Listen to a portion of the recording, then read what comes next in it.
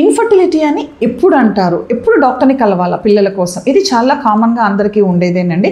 చాలామంది మా అత్తకి 10 సంవత్సరాలకు మా ఆయన పుట్టాడు మేడం, అందుకే మేము ఇన్ని రోజులు ట్రీట్మెంట్కి రాలేదు అని అంటారు. కొంతమంది మా అమ్మకి నేను 5 సంవత్సరాలకు పుట్టాను మేడం, అందుకే రాలేదు అని అంటారనమాట. మీ అమ్మకి 5 సంవత్సరాలకు పుట్టా, మీ అత్తకి మీ ఆయన 10 సంవత్సరాలకు పుట్టినా అది కాదమ్మా, ఆ కాలం వేరే ఈ కాలం వేరే, అప్పుడు పరిస్థితులు వేరే ఇప్పుడు పరిస్థితులు వేరే. సో ఇప్పుడు గైడ్లైన్స్ ప్రకారము సంతానలేమి అని అంటే పెళ్ళి అయిన 2 సంవత్సరాల వరకు కూడా భార్యాభర్త ఇద్దరు ఎటువంటి గర్భనిరోధక సాధనాలు వాడకుండా ప్రెగ్నెన్సీ కోసం ప్రయత్నించినప్పటికీ ప్రెగ్నెన్సీ నిలబడకపోతే దాన్ని ఇన్ఫర్టిలిటీ అని అంటాం. అప్పుడు ఖచ్చితంగా డాక్టర్ని చూడాల్సి వస్తుంది అనమాట. అంతవరకు పెద్ద అవసరం లేదు. కానీ కొన్ని సందర్భాలలో పెళ్ళైన 6 నెలలకే డాక్టర్ని కలవమని చెప్తాం. ఆ సందర్భాలు ఏంటేంటివి అని అంటే వయసు. ఇప్పుడు ఆడవారికి ఈ మధ్యకాలంలో లేట్ మ్యారేజెస్ చాలా కామన్ అయిపోయినాయి.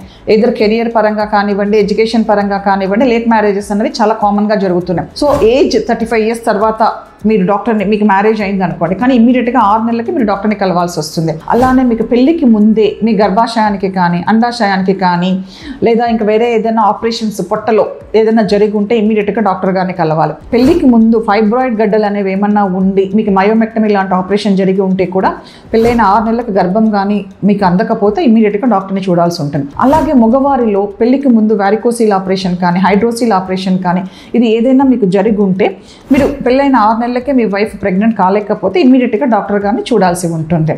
Thank you so much.